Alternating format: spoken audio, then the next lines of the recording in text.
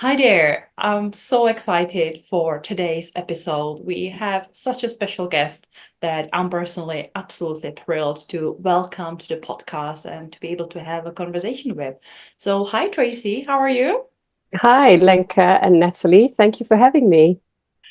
Thank you so much for being here. So today our guest is Tracy Howes, who's a functional breathwork instructor and freediver. She's also an advanced oxygen advantage instructor and a rate freediver. And she has a keen interest in science-based functional breathing techniques and self-awareness through the power of the breath.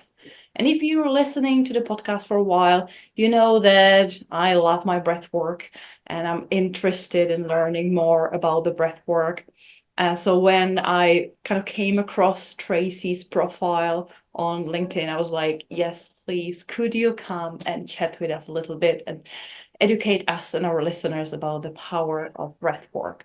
So Tracy, tell us a little bit more about how did you get into what it is that you do now? Like what brought you into the world of breath work and oxygen and freediving? I have to say, it was not an obvious choice. It was very much an organic exploration, which led me to where I am now. And I'm very grateful for that because I've learned so much.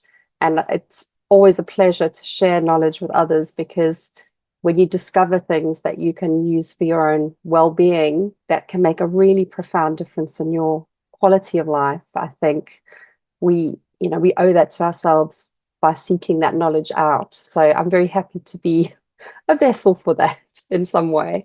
I started my journey back in 2017. I went on a 10-day silent meditation retreat. And the whole purpose of this was to focus on using nasal breathing to bring yourself into a very calm state and to work through sensations in the mind and body, and start to really understand yourself, essentially, because you are not speaking to anyone for 10 days. And the reason I went into that environment was because at the time I was really struggling with anxiety, had very poor sleep. I was having severe panic attacks, which was something I'd never experienced, but it was happening on a repeated basis for, I think, over a year. And this retreat was recommended. So I went along open-minded, and I was amazed in the difference in terms of how I felt through that whole process. Just my learning how you calm your nervous system using your breath, the impact that it has on your sleep, and the mental clarity that you have at the end of it. I know it's not for everyone, but it certainly worked for me. And that was what piqued my interest. So that was, I would say, where it all started for me was this desire to know more. And I think, you both mentioned that you're fascinated by neuroscience. And I think when you find a subject that just resonates with you, you actively seek out more information. And that's what I started to do with learning different breathing techniques, trying to understand the science behind it. And that sort of segued then into where I am now. So that was the beginning. Breathwork seems to be a big topic right now. Everyone's going into it with the popularization of neuroscience, with more and more people really going onto the health and well-being journey and discovering some of the ancient techniques and methods, and obviously layering on top the modern science. Like for me, the book Breath by James Nestor is like a mini Bible for beginners, Mm. like a starter kit. And obviously, there's a lot of incredible resources that can help people get into the breath work. But there's also so many resources. It'd be so hard to really know, do we go with Wim Hof and this over breathing? Do we go with, the yogic breathing? Where do we even start? And how do we know what kind of a breathing is right for us? So I'd love to know a little bit more about then what was your evolution with learning about breath work and what led you then specifically into the route of looking at the oxygen advantage? That's a really good question. And actually something that I often talk to my clients about, because if you don't know, you don't know. So you just assume that what you find is the right thing, right? Um, and actually, what I do a lot of the time is I work through all these different techniques, trying to understand. And part of my journey was trying to understand what they actually do to the body and the mind. And I think social media plays a big part in this, that it sort of drives people in one direction that may not actually be the safest option for them. So over the years, I do a lot more, what's the right word? I almost call it safeguarding around breath work, so that I make sure that people are in a safe space when they're practicing. And I think that's really important with credible practitioners, is that they will make sure before they just teach you something that may not actually work for you at all, or put you into a quite a dangerous situation. Um, I had moved from that initial learning, so back in 2017, so before pandemic, it wasn't really known. The term breath work wasn't something that people even recognized. And I didn't even think about it in that way. For me, these were just breathing exercises, and they did X, Y, and Z. However, um, about a year later, after I'd left the retreat, I actually changed where I lived. I moved from London and I moved down to the South Coast. And there is a lot more focus on well-being down here, which is wonderful. And one of my primary goals in my personal life was to learn how to free dive, because I'd been a scuba diver for a long time and I'd always enjoyed breath retention and I wasn't uncomfortable underwater. And when I moved to the South Coast, I joined a club and got certified and learned a whole variety of different styles of breathing techniques. But what was so interesting between what I'd learned in the retreat and what I learned in freediving is actually the breath control has this powerful impact in terms of your mental state. It sounds obvious now because we've got more research and reading around this, but when you don't know and you experience it that way, it takes you by surprise. And you can't free dive if your body is in a state of extreme stress, because you have to be very relaxed, very calm, and managing your fight and flight response. So breathing techniques like that was part of my journey, but fascinated me. The Oxygen Advantage was a book that was recommended for performance freediving. And I found out about this book through my club, and I read the book and I literally went, oh my goodness, let me join all the dots from all of the different experiences I've had. And this is all starting to make sense. And it's absolutely backed up by science. And it made complete sense to me that this is why these techniques work. Let's, jump forward 2 more years and we're in the middle of a pandemic. And I had the time during that time to really explore the breath and what you can do with it in much more detail. And I took the opportunity to get certified to teach the Oxygen Advantage, because it had had such a profound impact on me in terms of my general health and well-being, as well as my sport, which I love. And I think, as I think I mentioned, it was a very organic process. You start discovering these things about yourself, you start teaching other people and they discover it, and you think, you start to see patterns and understand much more about what's going on in the mind and body. And I was getting fantastic results with my clients in the first year, because none of them had ever heard of breathing techniques. So when you input something new and the body adjusts and responds, for example, reduction in the use of an asthma pump if you are asthmatic, because you start breathing more efficiently, improved sleep, understanding the posture of the tongue and the mouth, and the impact that has on how you breathe. In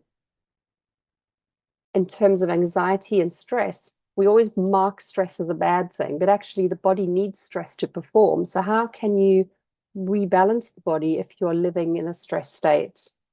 because you should be in that state for certain periods of time, and then your body naturally would readjust. But if you're not able to do that, learning breathing techniques acts as the bridge. And that's hugely empowering for people who feel often out of control because of that, their state of mind, extremely high heart rate, not being able to sleep. And, I could go into a lot more detail on this because I'm fascinated by how the breath can help with neurodiversity as well. And there's a lot more coming into the science realm around that in terms of understanding and technique. And I'm just, I feel like a sponge when it comes to knowledge. As much as I can take in, I share with my clients, and we work through these different protocols to find the best results for them. It's so fascinating that this thing called breath that we all take for granted because we all breathe. Some of us better than others, some of us more freely than others, but it's something that we all human beings have and have in common. It's our breath. But it was until I got really into exploring breath work, I realized that we can control our breath. And by the way we control our breath, the way we work with it, can have such a drastic changes and effects that we can consciously tap into it. That we can't change the way we digest. We can't. There's science, but let's say that we can't really fully control our automatic systems. We can control our breath. So with that, there's so much that we can learn and explore. And I love that you say, that breathwork can help with things like anxiety and also the mental health and wellness issues and challenges, because mental health is not just about the thinking and about the emotions and trying to go to talk therapy and trying to figure things out rationally and consciously and talk about our traumas. There's this powerful thing that we all have that just no cost or low cost. You just need to pay someone to train you a little bit, which is our breath that we always have with us. We don't need any pills and we don't need any therapists necessarily in hand, that we can help ourselves. So when someone comes to you, you explain that you kind of, try to figure out and safeguard the best choice. But for our listeners, if they have not explored breathwork before, could you maybe make some like breathwork for beginners groupings of what type of breath exercises we have out there? It's a bit like yoga. People go, well, there's different styles of yoga for different purposes, and the breath is the same. So the type of breath work that I teach is functional breath work, which is focused on optimizing the respiratory system. And we work with the movement of the body, so how the rib cage moves, how the muscles, or the respiratory muscles move, as well as oxygen and carbon dioxide in the blood. So it's very much I would say, science-based, physical breath work learning. So if you were dealing with things like poor sleep, anxiety, and you were looking at breath control to impact you physically and psychologically, then that would be a good starting point because it's very gentle. And it's all breathing through the nose with the mouth closed. Then you've got breath work that's focused on trauma release. And examples of that would be conscious connected breath work, rebirthing, or holotropic breath work. And these actually create an altered state of consciousness. And I would just say, with a word of warning, if you are going down that road, make sure you are working with a credible, highly trained practitioner, because people have had near-death experiences with people that are not well-versed in these practices. And most of those are done on a one-to-one basis because they're very personal. Wim Hof, which we all probably know, most of the listeners will probably recognize it, is based on a Tibetan style of breathing called tumo breathing. And that is all about hyperventilation to create heat in the body. And it's often associated with a preparatory exercise before you go into cold water or snow or any kind of cold environment. Again, it doesn't suit everybody. And there is now evidence to show that women particularly should not do any kind of activating or cold water exposure therapy as you're leading into your menstrual cycle, because that can have quite a negative impact on your hormonal balance. Pranayama, again, a familiar term for many in terms of yogic breathing. These are all about developing control in the body. So, if you've done yoga, then that will be a familiar term to you.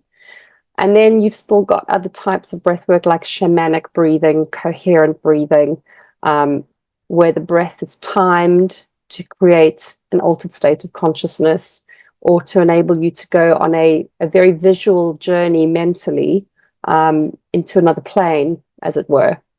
So like anything, I think these different styles of breathing attract different styles of people. I've tried most of them, and the only one I haven't tried, which out of preference, is the Wim Hof method, purely because I don't want to hyperventilate. It doesn't work for my body, and I believe that there are other techniques that can be used for cold exposure that work better for me. But I also know a lot of people that love it and swear by it. So it's not about right or wrong. It's figuring out what suits you as an individual. And I'm very happy to share that, because I feel like once you have that knowledge, you can make probably safer decisions about what you want to do. Thank you so much. This is brilliant, kind of an overview of the options, because yeah, as you say, some people are better at marketing than others. So some methods will be a bit more visible and well known or understandable, and then people will just jump on it and just think, oh, this is the one thing, this is the best thing, this is solution to all my problems, where there could be a different variety of modalities to explore and really figure out. At the beginning, you mentioned the thing that I'm intrigued to learn more about, and that's the play in between oxygen and carbon dioxide. Because we all think that we breathe to get more oxygen. Oxygen is the main character for many people in our minds when it comes to breathing. It's because we need oxygen. But from some of my research, I already know that it's not as simple as just breathe more, get more oxygen, you're going to be better. So could you explain in reasonably understandable way for dummies, if I can ask that? Yes, I still understand that lots of our listeners will also be already aware, but in simpler terms, why it's not just about oxygen? Again, a really good question, because I think, and often if you are a typical mouth breather, people will say, well, I'm breathing with my mouth, I'm getting more oxygen to my body, it must be better for me. But actually, with the oxygen advantage training and the understanding of physiology and what actually goes on in the body, you're better to actually learn how to breathe less. So by learning how to breathe less, you actually breathe a lot more efficiently with your mouth closed and breathing through the nose, even though it's a smaller surface area. Because when we breathe into the mouth, we're literally taking in unfiltered, bacteria-filled air straight into the top of our lungs. When you switch from mouth to nasal, there's a little molecule that lives in your nasal passages called nitric oxide. And it doesn't work in the mouth, it's not there. And what that does is it actually opens up your blood vessels and gets more oxygen-rich blood into your lungs. And you get about 20% more in terms of oxygen exchange in the lungs when you breathe through your nose. That's a huge amount of air, literally, of oxygen. And it's not about, when you talk about the numbers and the science, it sounds impressive, but actually when people learn the practical application of that and they feel the difference, then it's easier for for me to convince them that it's a much better way to breathe. Carbon dioxide, though, often gets tasked as being the bad gas, you know, the one that we have to get rid of. But we can't have one without the other. And essentially what happens is, you know, in order for the body um, to be efficient, the respiratory muscles have to work properly. And if they're not working properly, what ends up happening is they put pressure on the cardiac muscle. And that's when we end up getting inflammation and issues around cardiac health, because the diaphragm, the intercostals around the ribs are not flexible, are not functioning properly. And so regardless of whether you're breathing in through your nose or your mouth, you're actually doing yourself a disservice. So that's my starting point, is to get people to shift from mouth to nose, start to feel the effect slowly, and then they start to build on that. Because if you think of any change of routine or habit, because breathing is a habit, it's an unconscious habit, thank goodness. To change a habit that if you've been mouth breathing all your life or from a very young age, it's going to take time for the body to adapt. So, in terms of understanding, you need both. You're going to have more if you breathe through your nose, and you're going to have better oxygen exchange, which means that actually your organs, your tissues, your brain, your muscles, you're going to have a lot more efficiency in the body in terms of producing more energy, getting rid of toxins and waste, and reducing inflammation, which is the starting point for infection. So if we can reduce inflammation in any way, it's a positive. And nasal breathing, getting more oxygen into the blood, is a really good starting point.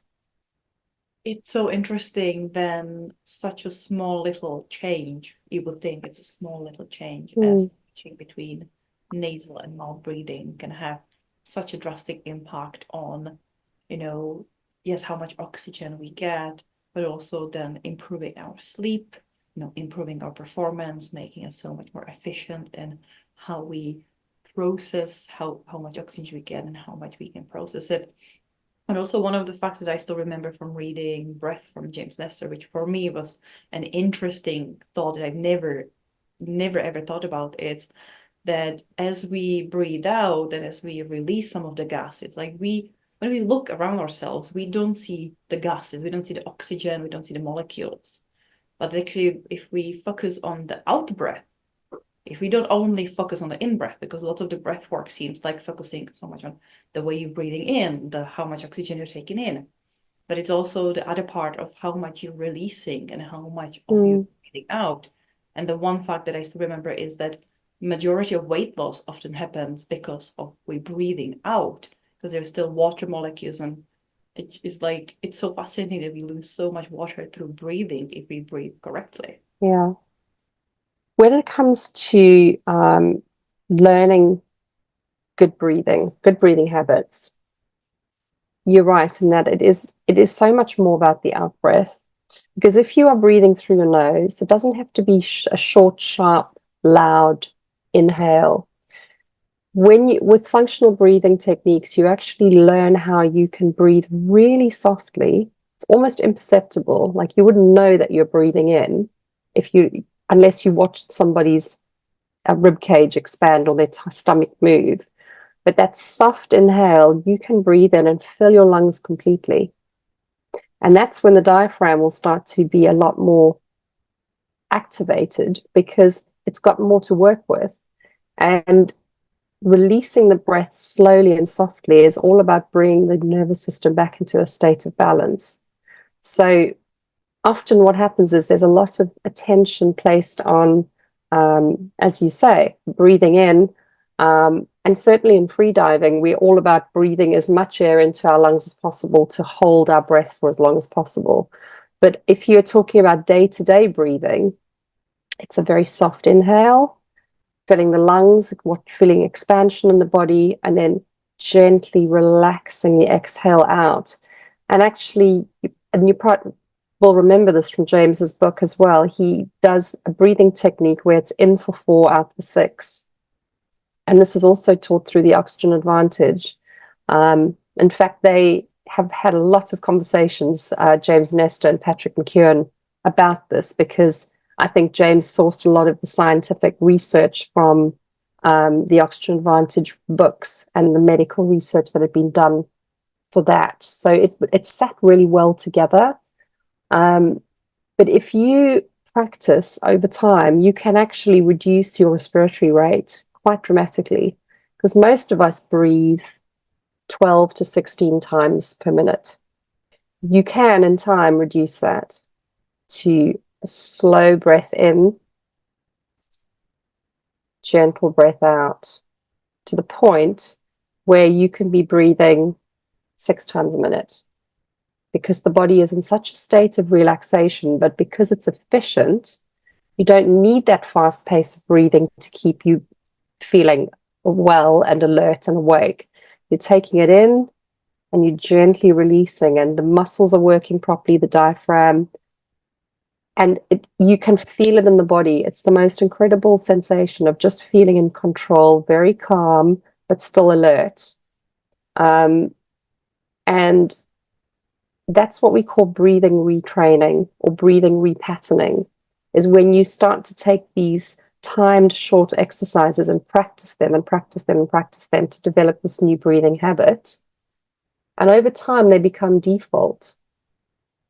And then anything where you're playing with timing, where you're holding for a long time or you are exhaling for a long time, those are more consciously created for a specific result. And that's all good and well if you're going into a breathwork class, because that's what you expect. But if you can get your basic functional breathing right and get your day-to-day breathing right, that's a really good baseline to start from. And I say this to my friends who I free dive with, if you can have your day-to-day out of the water breathing habits in a good place, when you start doing more complex breathing techniques and putting a lot more stress on the body, actually, your nervous system is so much stronger. It's so much more able to shift between the sympathetic and the parasympathetic, because you've got the breath control through the muscles, through your mental resilience, and your knowledge, your knowing of how it feels. So it's never, people always say there must be a quick fix. Yes, there's breathing techniques that can help you in the moment, but the long-term benefit of correcting your breathing has a marked impact on your quality of life. And I can't stress that enough. So, if listeners are keen to learn more, then that functional breath work would be a really good starting point. James's book was revolutionary. It opened the door for breath work. It gave people an insight into what's actually true. And a lot of my clients come to me having read that book and they want to know more. So thank you, James. But yeah, you can hear I'm so passionate about it because I've lived these breathing techniques myself, and the impact has been really it literally has changed my life for the better. My immunity has improved. My performance in my sport has improved. It doesn't mean I don't get the occasional cold or sickness, but my body is much better at healing and quicker at recovery, muscle recovery, so much quicker when you've got good breathing habits, regardless of what sport you do. There's a lot of benefits to learning and slowing everything down and breathing less rather than breathing more. And I think that's one of the messages that I really would love more people to hear. It's, breathwork is not just for yogis or for sports. That breathwork genuinely is like understanding our breath and knowing how to work with our breath and implementing some of these techniques in our lives. It's not just for people who are keen free divers. No. It's just so powerful. And there's another book that really made an impact on me, that it's all about, living happily, healthily longer. It's Outlive by Dr. Peter Attia. Yes. talk so much about, the VO2, VO max and breath work, and if we, really have the variability of our breath, then we really understand for performance, for health, for longevity. It's just such a beautiful thing. So could you explain a little bit about, also then, I guess that you've kind of heard of the book, read of the book from Dr. Peter Attia, because he looks at longevity and holistically, but he also talks about, again, the because breath and heart rate are so closely related. Like when we change our breath, we change our heart rate. That's the way we can control it. So is there something that you could share with our listeners around, the impact of breath work on longevity and kind of longer, healthier life? I think a good start, and that's a brilliant book, by the way. I will highly recommend it. And I'll go back to it every now and again because it's got, he makes it very practical. Like, what can you do to extend your life? That's it. And the breath is one of them. So when I read it, I was like, yes, go, Peter. This is what we want to hear. And from another medical professional who's highly respected, So in terms of longevity, I think the most important thing is your immunity, because as I mentioned before, you've got the little molecule which helps open the blood vessels, you get more oxygen to the lungs. That's just one small part of this chain of events that happens in the body. Because once that oxygen exchange happens in the little alveoli in the lungs, what happens then? And the oxygen exchange, if you have a very sluggish lymphatic system, for example, lymphatic fluid moves around the body when we move. It's not like blood that automatically is pushed around the body. So having really good movement next to really good oxygen exchange in the lungs works hand in hand for ensuring that the muscles are strong and healthy, the muscle fibers are strong, particularly the muscle fibers in the diaphragm. It's called a striatic muscle. So it's lots of little tiny threads of muscle that are all interlaced, which makes it this almost like how can I describe it? It's like an umbrella that sits underneath your rib cage. And that can get really, really tight. And it's a really good example as well. Your psoas muscle, which is in your hip flexor, is attached to the back of your diaphragm. So when your breathing muscles are really tight or very inflexible, they tend to pull on the psoas. So it makes movement really challenging. And actually, when the body is not in balance, so we're not breathing properly, we're not getting the oxygen exchange, the movement is not seamless, we're struggling, we feel resistance in the body, we're not really sure why, we feel a little bit out of sync. And the skeletal body is not being supported because the muscles are not strong enough. All of that's going to impact on injury at some point. If you are an athlete, normally what happens is it starts with the muscles, the muscle fibers, they're not recovering. You can feel exhausted because the cardiac muscles overworked because the breathing muscles are not working properly. But if you put that in the context of longevity, we want to just have normalization in the body. We don't want to be one or the other. And this is the same for all the systems: nervous system, blood system, skeleton, muscles, everything. All of that needs to be in a balanced form in order for us to perform and be efficient. And I think, I can't remember the detail, but there is a particular chapter in Dr. Peter Attia's book where he focuses on breathing with movement. And I would recommend reading that chapter again, because that really takes everything into account. And you think, wow, if I can learn how to move better and breathe better, my life will change, because immediately you reduce the risk of injury. And that's going to help with your body being healthier for longer. And immunity ties in very strongly with that. So yeah, highly recommend another really good book to read. Thanks for that, ladies. Another book to add to my ever-growing to read list. But yeah, it sounds really fascinating, that book. And one of the things that I found really interesting with what you were saying about the different breath works is you were saying, for the free diving is that slower, calmer breathing, whereas Wim Hof, like you said, he needs to warm the body, because if you're going to be sitting in an ice bath or snow or something, you need to have that warmth. Therefore, you have the faster breathing or the different type of breathing.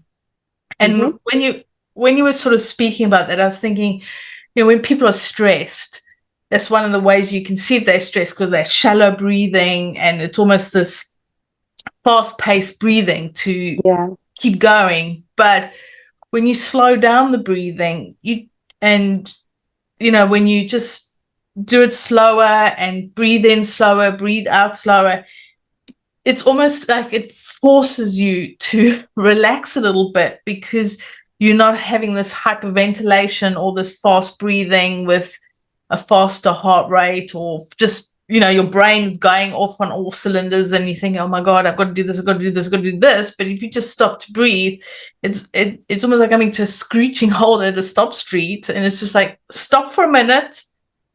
Let's go back into it slowly. And it's when you were describing those two breath works, and the Tibetan breathing and the different ones, it's almost like visualizing somebody being very chilled or quite stressed, also sitting in an ice bath, which is not one of my favorite things, but I know some people do enjoy them. But so thank you for that, because that was a really nice way to describe the different types of breathing out there, especially for the listeners who might think, what am I looking for? Do I want more warmth in myself, or am I looking for just slower, calmer? And I think it'd be quite a nice way it's a nice way that you describe the different types of breathing. So thank you for that. It's sometimes nice for us visuals to be able to visualize something and why it is, and also the way you described the breathing through the mouth breathing through the nose as opposed to the mouth. And I know in James's book that's there, and that's something that I really took in consciously and make an effort that I'm breathing through my nose and not through my mouth, because I found it really interesting how he explained it. But you've taken it almost to a different level of explanation, or in a different perspective of explaining why it's important to more breathe through your nose as opposed to breathing through your mouth. So thank you for that. That's been helpful for me. It's been a good reminder from the book. I have read the book, but it's a good while now, and you forget these things. Well, at least I do.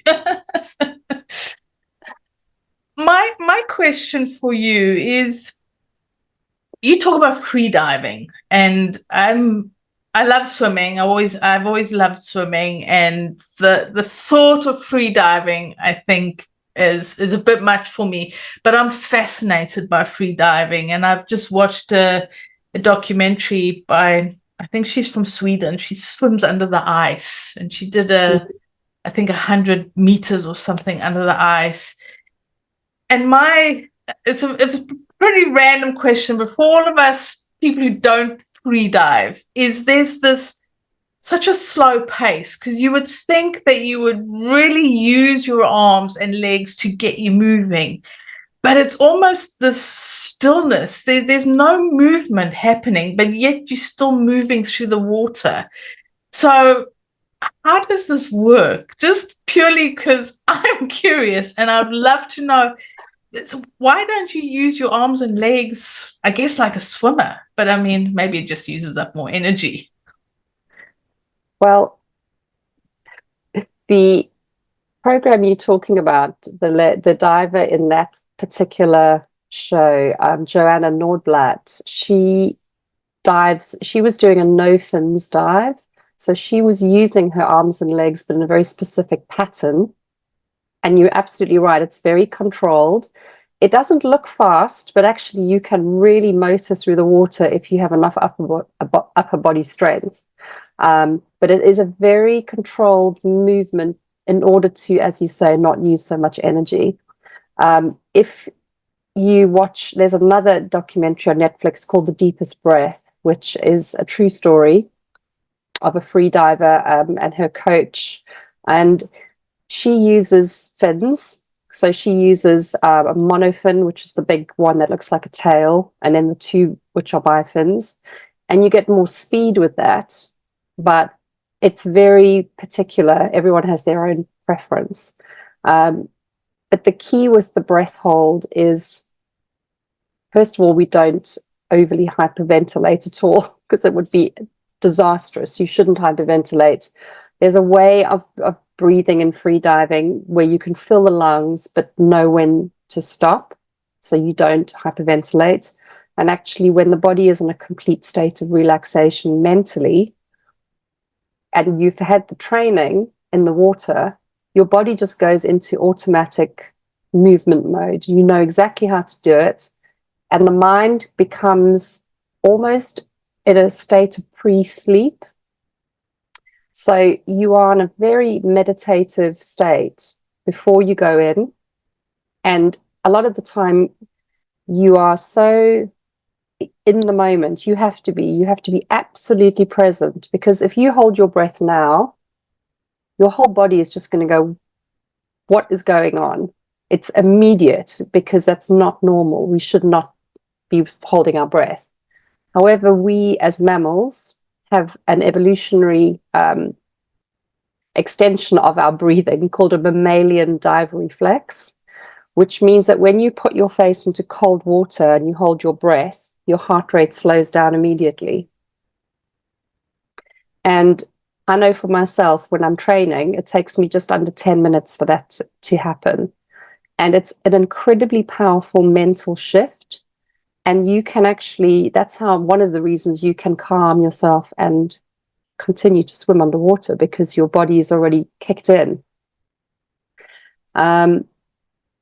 So there is something really powerful about free diving, and it often comes up in podcasts when they interview elite free divers, or people are just passionate free divers but are happy to talk about their journey. If you've ever dealt with severe stress, anxiety, panic attacks, all of that kind of thing, the breathwork techniques that you learn can help reduce all of that, so that when you are in the water, you are just in a different environment and you feel at peace.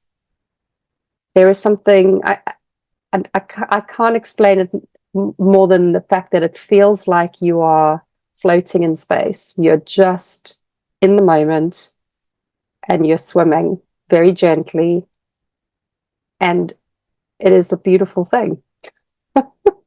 And that's something that you really get watching these documentaries, or the films that they make on free diving. You really get the impression that there's such a stillness, such a calmness. And I mean, if you think, in the water that deep, there is a stillness and calmness in the water anyway, because all the waves sort of happen more on the top as opposed to underneath, and you just get this feeling of being in a totally different world. So it's really nice to actually speak to somebody who does it and experience it, other than just imagining what it could be like. But the way you've explained how the mind works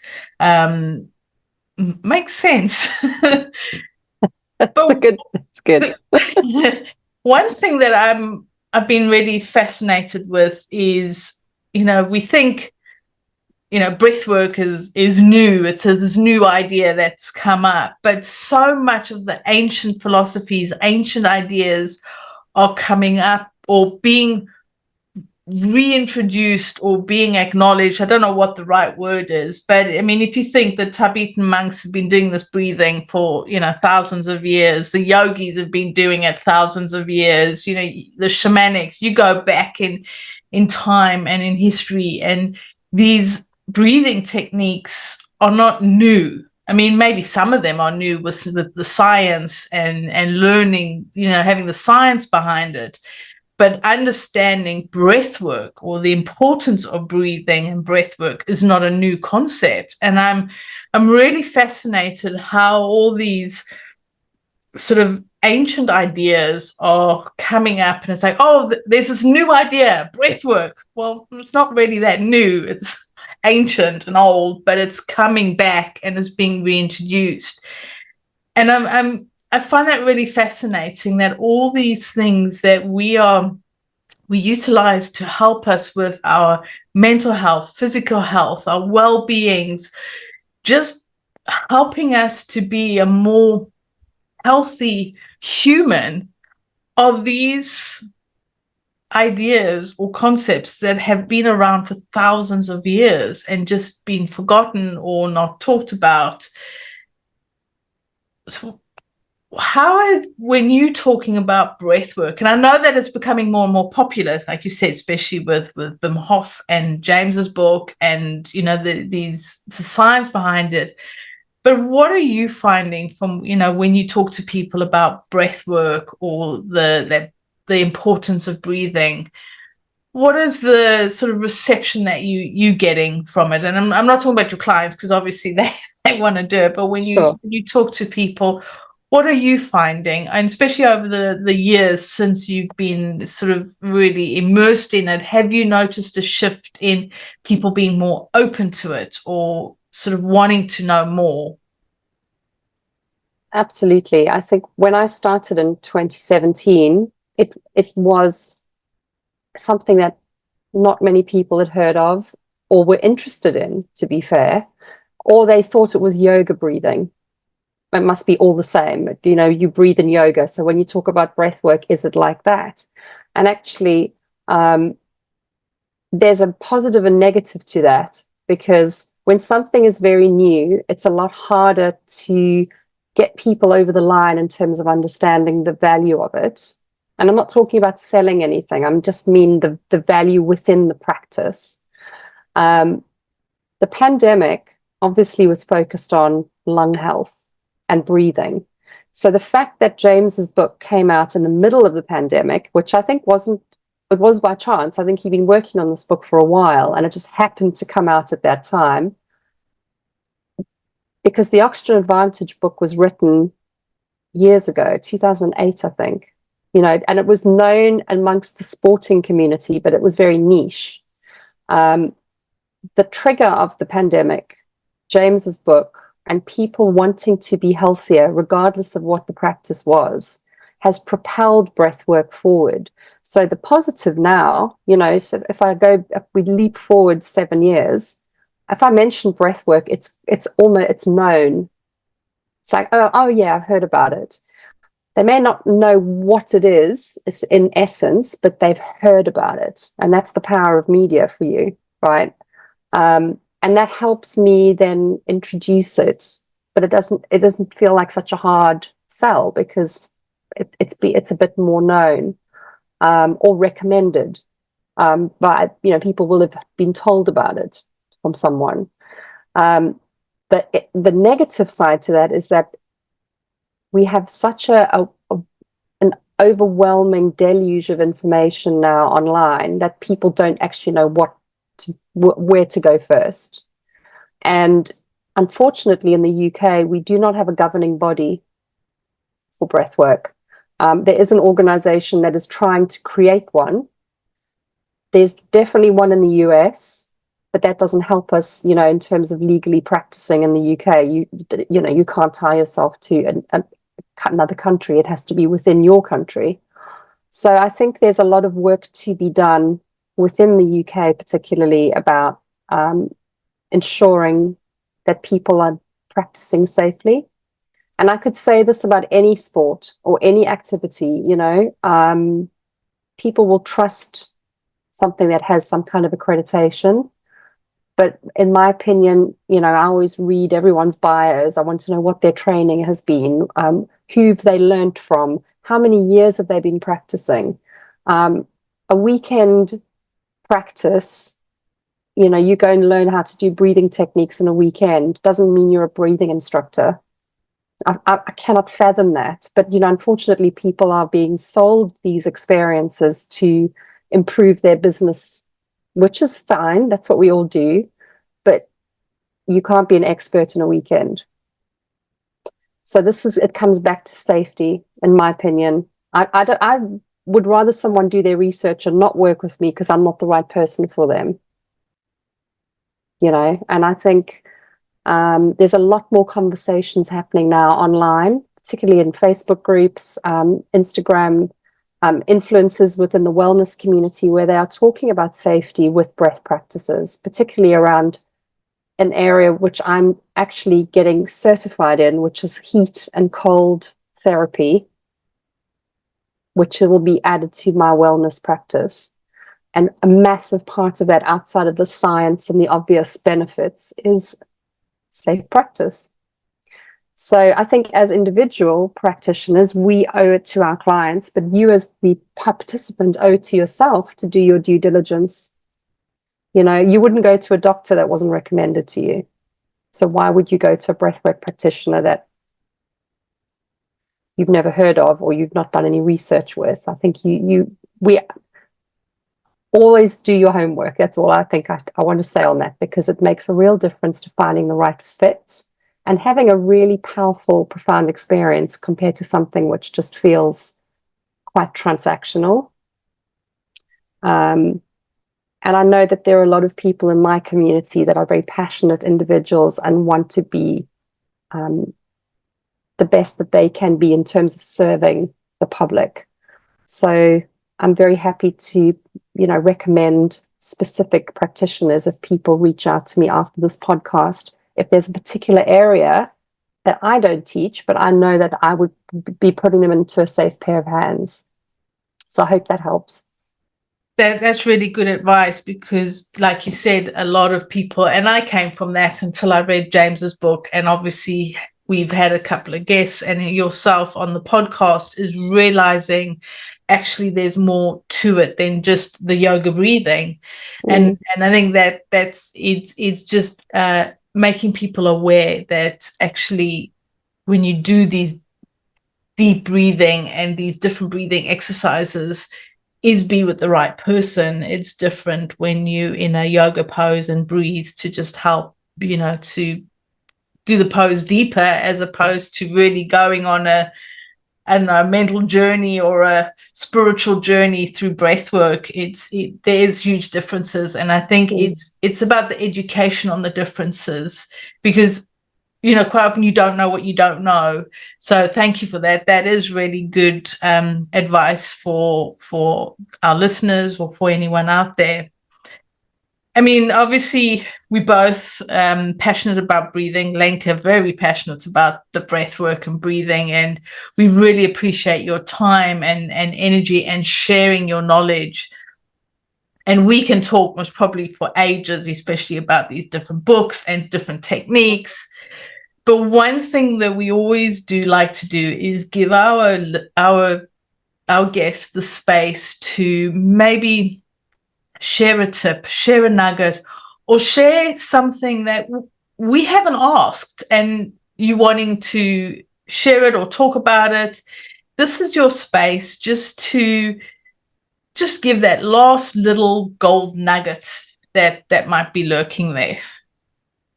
Well, I would love to share a very short technique with you that your listeners and yourselves can take away. And the reason I'm sharing this one in particular is that one of my family members is just doing his GCSE. So for international listeners, this is crucial exams, to finish your schooling. And high levels of anxiety, stress, bordering on panic attacks is very common. And it's a very simple technique that I think you can use with yourself if you're feeling that way, with your children.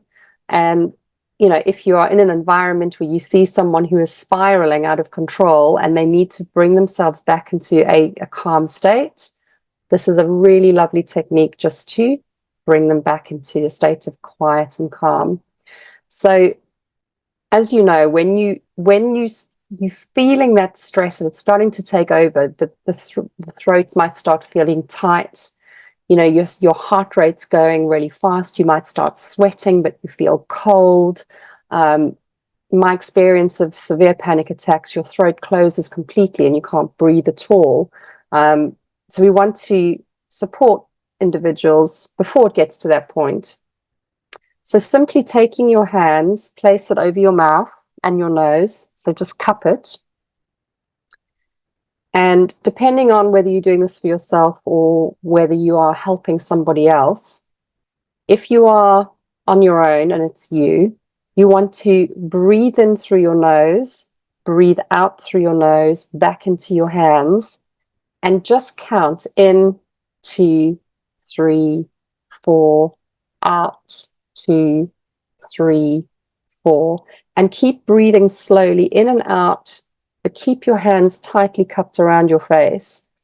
And what that's going to do is that you are going to breathe carbon dioxide back into your lungs, and that's going to start to slow the heart rate.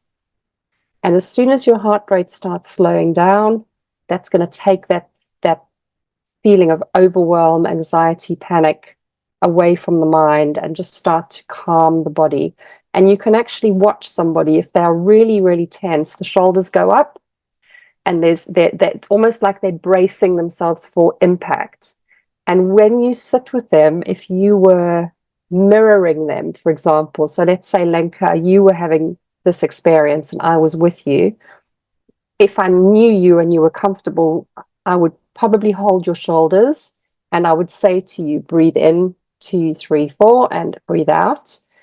What often will happen is the person will either watch you and they can hear you, so they're just going to mirror what you're telling them. And you'll watch the shoulders slowly start to release and calm. And this works really well with children as well. If their eyes are closed, doesn't matter, as long as they can hear you and you're using a reassuring voice. But if it's you on your own, it's incredible, actually, if you speak out loud, you can actually reassure yourself.